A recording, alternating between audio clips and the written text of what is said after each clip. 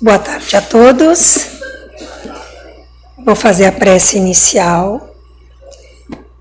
Então vamos conectar os nossos corações, agradecendo a Deus todas as possibilidades que nos são ofertadas.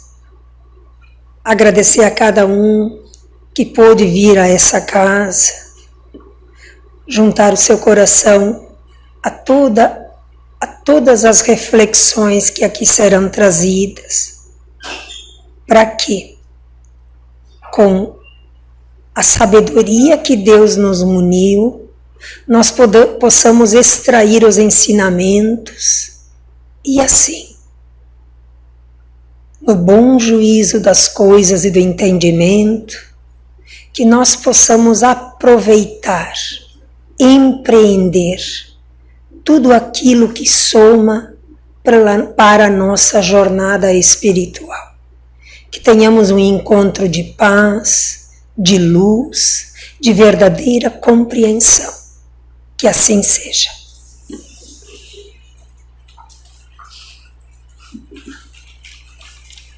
Uma boa tarde a todos. O assunto para hoje é a Gênese orgânica. Gênese orgânica está num livro chamado A Gênese, este livrinho aqui.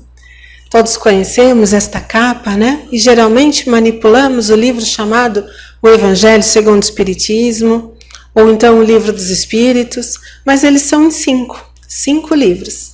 5 que a gente chama de Pentateuco, ou as obras básicas, ou nós que muito estudamos, que muito manuseamos este livro, gostamos de chamar que são as obras fundamentais. E todos nós que já estamos um pouco mais acostumados a ouvirmos falar de espiritismo, dos ensinos espíritas, já ouvimos dizer que o espiritismo é ciência, é filosofia e é religião.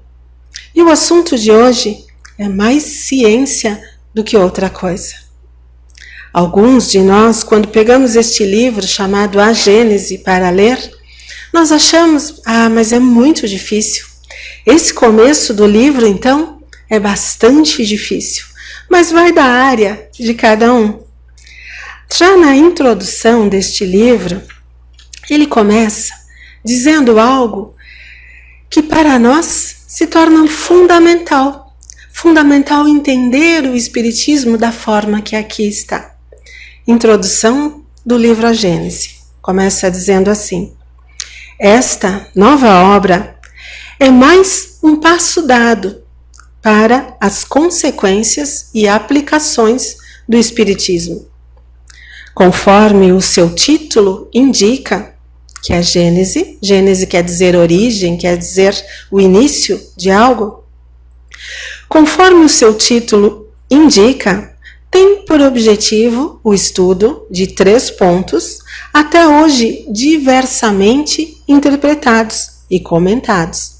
A Gênese, então a origem, os milagres e as predições de quem? De Jesus Cristo, e suas relações com as novas leis que decorrem da observação dos fenômenos espíritas. Para aqueles que não gostam muito de ciências da natureza, parece um tanto difícil, e de fato é. Mas o livro não é só ciência. O começo é ciência pura, sim. É bastante química, é bastante física, mas milagres e predições de Jesus é filosofia, é religião, tal como conhecemos. Então o convite para o mês de março é conhecer o livro chamado A Gênese. Todos nós que somos os expositores espíritas desta casa, fomos convocados para este mês a estudarmos mais este livro e falarmos dele nas palestras do mês todo. Será o assunto, será o objeto do mês de março. E para hoje, então, Gênese orgânica. Como já dissemos, Gênese fala da origem, do início de algo. E orgânica, organismos. É o capítulo 10 deste livro que nos convida a pensarmos, a analisarmos como terá iniciado a vida no planeta Terra. será que em um dia ou em 7 dias o Criador disse: faça-se a terra, a água, o ar, os animais, o solo, e assim aconteceu? Será que é possível, amigas, as coisas serem feitas apenas desta forma e terem o resultado, terem a aparência tal qual conhecemos hoje? Sabemos nós que não. Que a nossa terra, que o nosso solo, que as rochas e os animais que existem hoje aqui na terra são o resultado de muitos anos de evolução. Inúmeros anos diferem hoje a forma que nós temos da forma que os primeiros homens a habitarem este nosso planeta tinham. O homem muito evoluiu, assim como todo o nosso ambiente. Os animais, as plantas, as árvores, todos foram evoluindo da mesma forma. Mas algo que é muito intrigante para nós, homens, pensadores deste século XXI, é como tudo começou.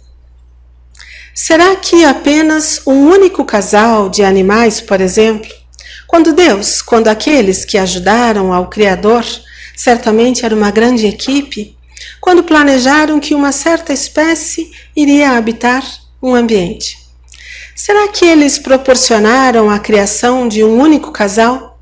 Um casal de um animal qualquer tenha sido criado, tenha passado a existir, e apenas deste casal de animais resultaram todos os animais, a prole deles habitou todo o planeta? Será que é assim? Um único casal consegue dar origem a toda uma prole de outros animais que foram habitar o planeta? Até pode ser que sim, com muita sorte, que 2 animais apenas conseguissem. Mas, na natureza, quando pensamos em algum animal qualquer, silvestre, a gente sabe que o animal precisa concorrer com outros de outras espécies por água, por alimento, por abrigo, que nem todos aqueles que nascem conseguem crescer e se reproduzir. Imaginem se uma espécie de um animal qualquer dependesse apenas de um casal de animais. Assim, a pesquisa científica, a ciência que pesquisa a formação das coisas, desde o solo, a água, as plantas, nos levou a entender que a evolução no planeta foi muito gradual e que se condições propícias ao surgimento de uma espécie vegetal ou de uma espécie animal aconteceu em um ponto da Terra, provavelmente estas mesmas condições estavam presentes em outros pontos da Terra. E isso por acaso, amigos? Será que, como acreditamos na ciência, como a ciência prova, as coisas acontecem ao acaso? Temos a certeza que não. Temos a certeza que a nossa fé nos faz ter a certeza, a ciência nos auxilia a ter também a certeza de que mãos amorosas, invisíveis a nós, efetuaram o planejamento prévio, anterior ao surgimento destas coisas, dos animais, das plantas, do próprio planeta, para que tudo fosse harmônico da forma como hoje é. E nem por isso, porque temos fé, porque acreditamos que um Criador estava lá com a sua sabedoria regendo tudo isso que aconteceu, que duvidamos da ciência. A nossa fé não nos impede de crermos na ciência. Ao contrário, a nossa fé faz com que a gente busque aquilo que faz mais sentido acreditar. Os amigos já ouviram um nome? Charles Darwin. Ouviram este nome? Um pesquisador que em 1859, inglês ele era, mas navegou por vários lugares do planeta, inclusive aqui no Brasil, aqui no sul do Brasil. Pela observação, Charles Darwin conseguiu publicar em 1859 uma teoria chamada da origem das espécies pela seleção natural. Ele conseguiu comprovar pela observação, pela pesquisa, em várias outras pesquisas de outros homens daquela época, que os animais, que as espécies, são o resultado da evolução natural. A evolução natural nos diz que, naturalmente, os mais fortes, os mais aptos, são aqueles que terão mais chances de sobreviverem. E esses mais fortes, mais aptos, mais bem adaptados a um ambiente, irão gerar uma prole mais forte, mais bem adaptada a um ambiente. Assim também sabemos nós que acontece em nossas famílias.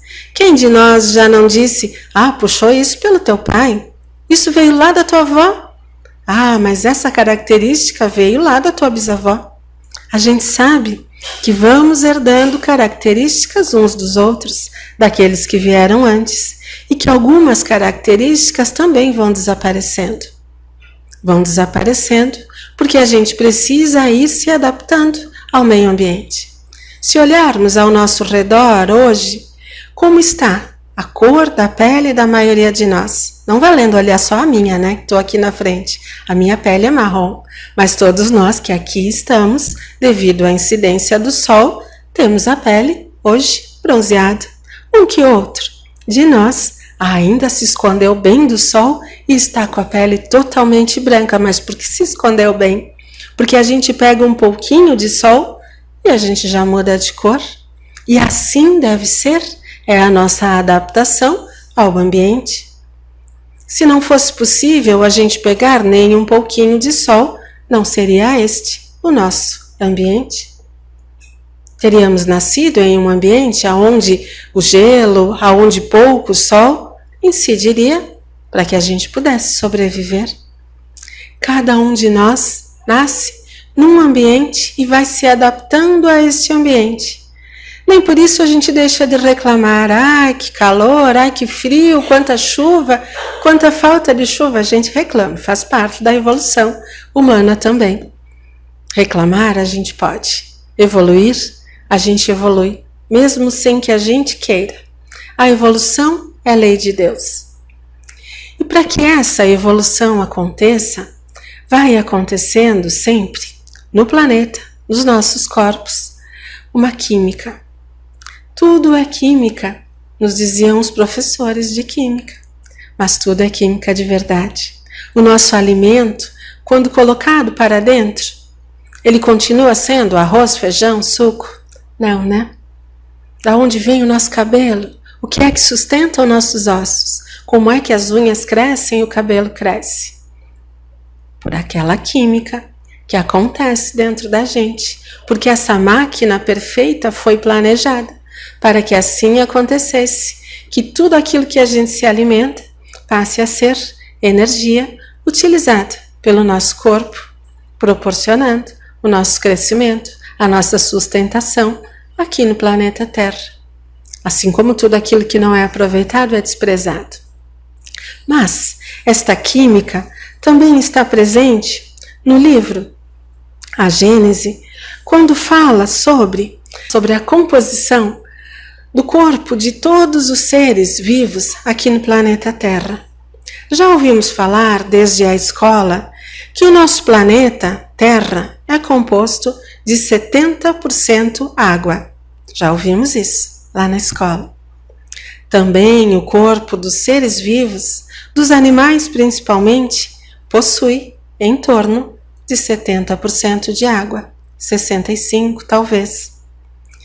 A maior parte das plantas e dos seres vivos existentes aqui em nosso planeta também possui essa mesma composição. Não vale pensar na alface, né? A alface daí está fora da curva.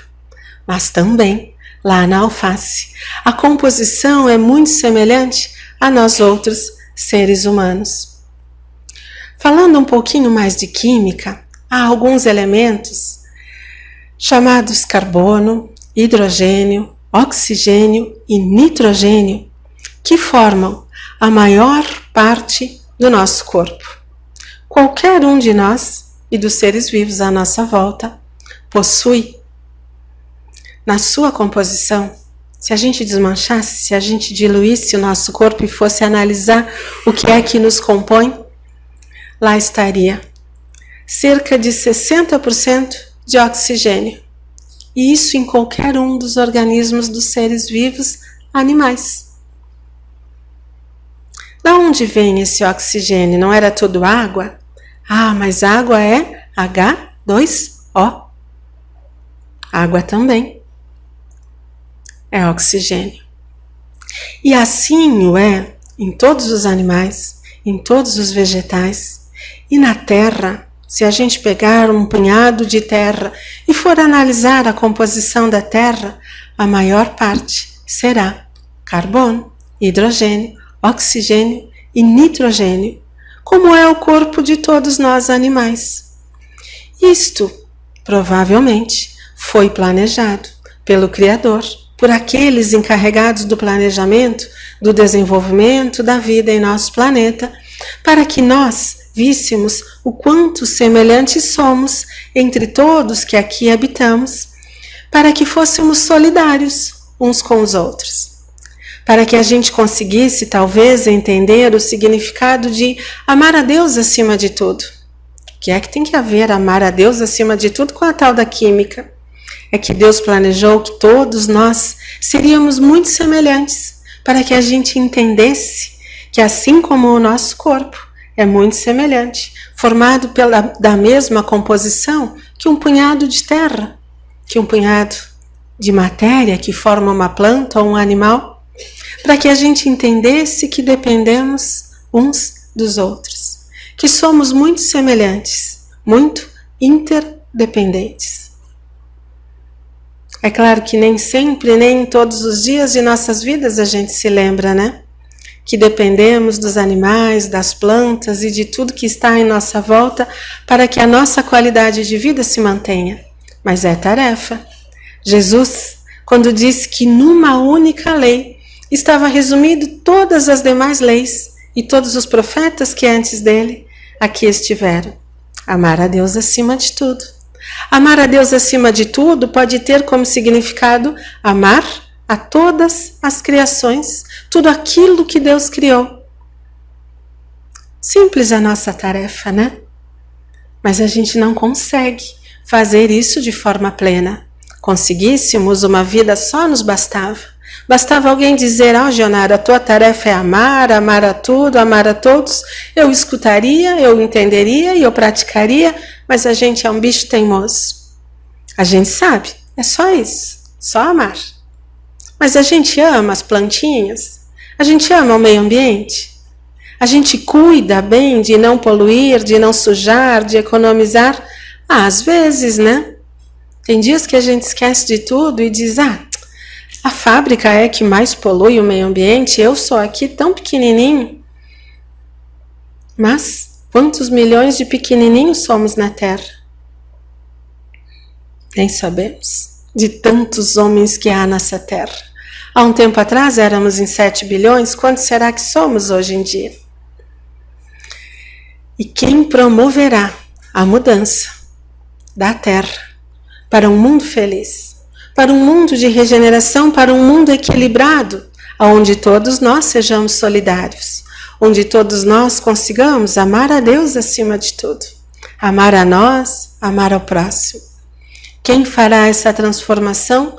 Cada um desses 7, 8 bilhões de pessoas que aqui estarão fazendo a sua pequena parte, entendendo que essa solidariedade, desde a formação do corpo de cada um, faz com que a gente busque entender o que é ser irmão. Por que é que Jesus disse que somos todos filhos do mesmo Pai? O que é que significa sermos todos filhos do mesmo Pai? E assim, nós todos, homens e mulheres, precisamos entender um pouquinho de química. Não, química na palestra, na casa espírita, eu vim aqui buscar o passe. vim aqui ouvir falar de Jesus, mas Jesus disse, amar a Deus acima de tudo. Amar a todas as criaturas, a tudo aquilo que o Pai criou, compreender é a única forma. Então, voltando um pouquinho na química, está lá no capítulo 10 deste livro, a Gênese, um exemplo sobre as transformações químicas que o planeta Terra sofre, que os elementos sofrem para provar que uma coisa é uma coisa até que ela se transforme em outra coisa. Vou ler o texto que está na Gênese para que os amigos entendam essa uma coisa é uma coisa, até que ela vire outra coisa. No suco de uva não há vinho, nem álcool, mas apenas água e açúcar. Quando o suco de uva fica maduro e são propícias as condições, produz-se nele, no suco, um trabalho íntimo que leva o nome de fermentação. Por esse trabalho, a fermentação, uma parte do açúcar se decompõe. O oxigênio, o hidrogênio e o carbono se separam em quantidades necessárias para produzir o que suco de uva faz, gente? Para produzir o álcool e se transformar em vinho. Mas se a gente beber um copo, uma porção de suco de uva, a gente não está bebendo álcool, porque o álcool lá não existe. Ainda não há álcool dentro de um copo de suco de uva, logo que ele foi feito. O álcool se forma das partes constituintes da água e do açúcar, sem que haja ali nenhuma molécula a mais, nenhuma molécula a menos em quantidade de elementos que ali estão. Ele apenas passa por uma transformação. Essa transformação está ali na Gênese, esse exemplo do suco de uva, que pode se transformar em vinho para chamar a atenção dos leitores. Para que a gente entenda que o que diferencia uma matéria de outra matéria é apenas a transformação, é o tempo, é a condição propícia de temperatura, de umidade, de secura, de pressão, que faz com que uma coisa se transforme em outra. E se a gente deixar lá uma porção de vinho parada por muito tempo, o vinho se transformará em quê? Em vinagre. Já lá não estará mais o suco de uva, nem o vinho. Já será uma outra coisa. E assim, esta química é uma lembrança, para que a gente possa entender que tudo que na Terra está hoje, habitando o planeta, nós homens tão evoluídos, tão importantes nos achamos, somos formados das mesmas moléculas que aqui na Terra estavam muito antes de nós chegarmos. Os amigos conhecem fábrica de água? Já viram alguma fábrica de água?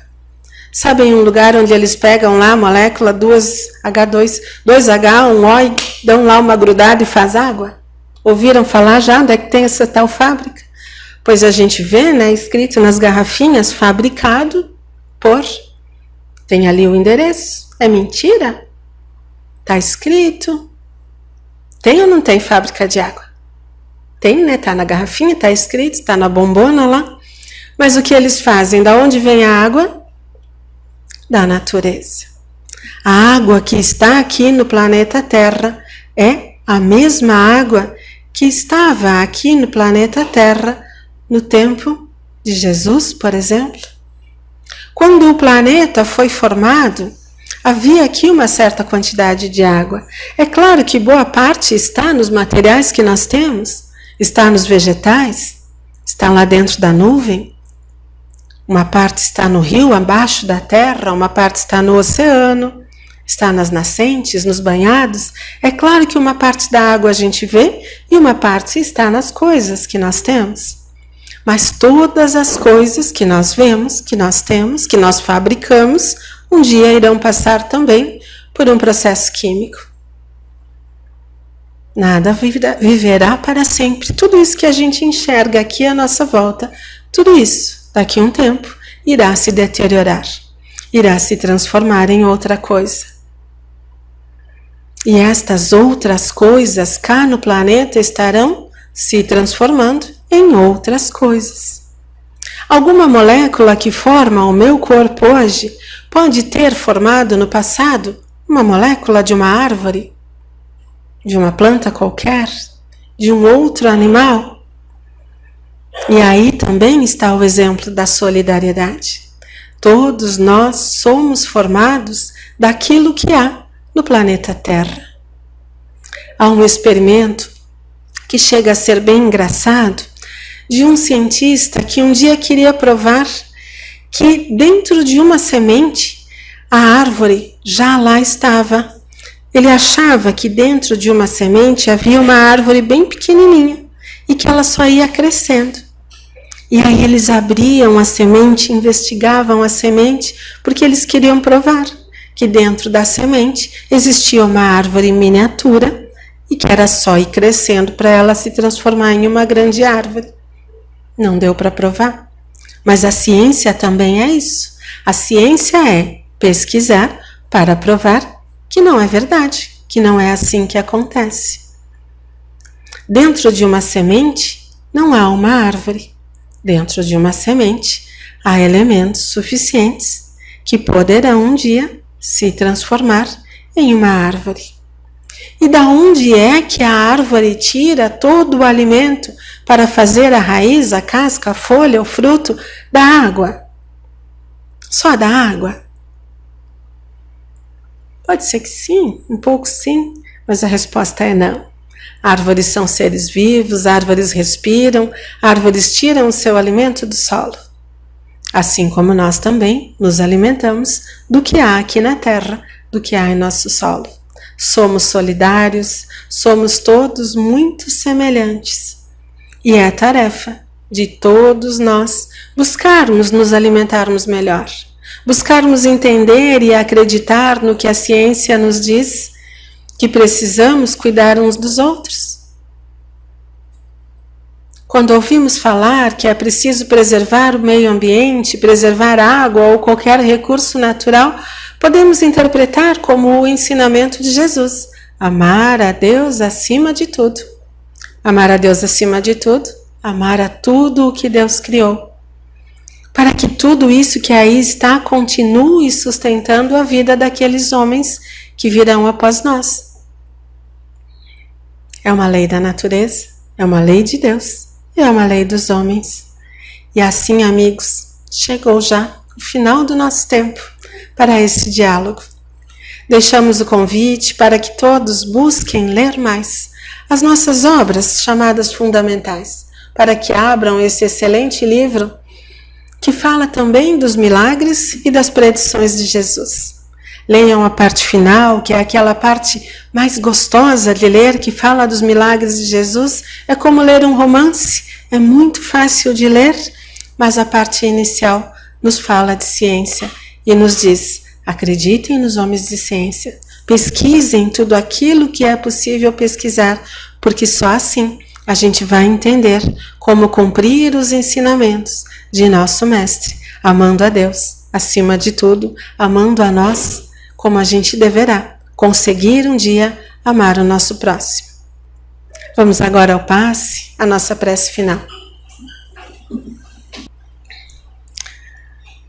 Vamos agradecer a Deus por tudo o que somos, por tudo o que temos, por tudo o que podemos fazer. Vamos agradecer a Deus por toda a água disponível em nosso planeta, por estarmos aqui neste dia, nesta cidade, com tantos recursos para mantermos a nossa vida, por termos o alimento, o agasalho, tudo aquilo que nos é necessário para a manutenção de nossa vida. Que possamos um dia entendermos como cumprir melhor as leis de Deus, para que todos os homens também tenham o agasalho, o alimento, um lar para se abrigar. Nos ajuda, Pai, para que sejamos todos nós aqueles dignos de Tua bondade, do Teu amor, do Teu auxílio, para que consigamos bem cumprir os ensinamentos de Jesus, para que nos seja um dia um modo normal de agir, amando-te acima de tudo, amando ao nosso próximo. Como iremos conseguir amar a nós mesmos? Que possamos retornar aos nossos lares, às nossas atividades em segurança, em paz, e que assim seja.